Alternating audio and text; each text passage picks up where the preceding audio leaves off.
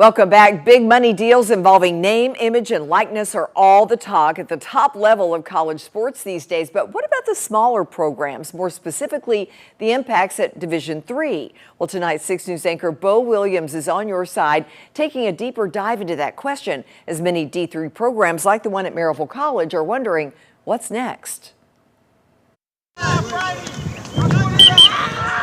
I think there's a fatigue out there right now with what's going on, and from where I sit, I hear a lot of Division III is the last place where you get the pure student-athlete experience. In this new day of name, image, likeness, it's that pure student-athlete experience that athletic directors like Maryville College's Andrew Wu are trying to preserve for a level of college sports that historically does not offer athletic scholarships. I do think a school like us potentially could garner quite a bit of support for something like an NIL collective based on how important sports is to this community and how rich and committed this alumni base is. It's just a matter of, is that a road we want to go down? A question many D3 athletic departments are asking. I get the sense that a lot are not really ready for it or not really wanting it to be a big part of their athletic department.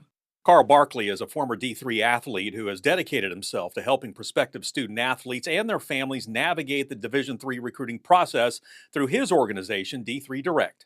Or just replace guesswork with a game plan. That's the goal. Part of that game plan is keeping NIL in perspective at the D3 level. People know that it's possible, but as we've already discussed, it's not really going to move the needle. It's probably not going to pay for college in most cases. But as Barkley tells 6 News, there are opportunities.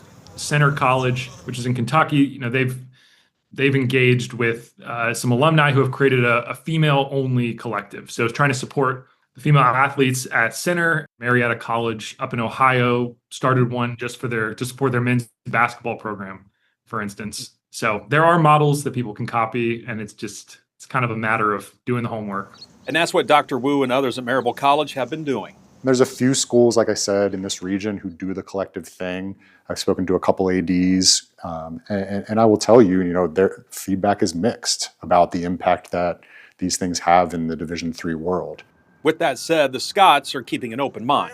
You have some schools out there who are helping facilitate NIL deals, or even more simply, helping students with the process, which is kind of where we're at Maryville College. Things like, being kind of an influencer. If they have enough followers on Snapchat or Instagram, we have a handful of those who need to go through the process in order to remain in line with NCAA regulations. But for now, at least for the Scots, this is as far as it goes. And that brings us back to preserving the pure student-athlete experience.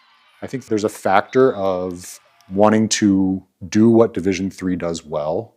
And in our minds, that is really balance academics and athletics and keeping the money side out of it as much as we can. I'm Bo Williams, 6 on your side. Dr. Wu tells 6 News he has reached out to the volunteer club to learn more about how collectives work and their impact in case that's a direction Maryville College would want to move going forward. As for Carl Barkley, who we also heard from, he says Division III programs need to be careful when looking at monetizing their athletic departments. To see more of what he had to say, look for this story on WATE.com.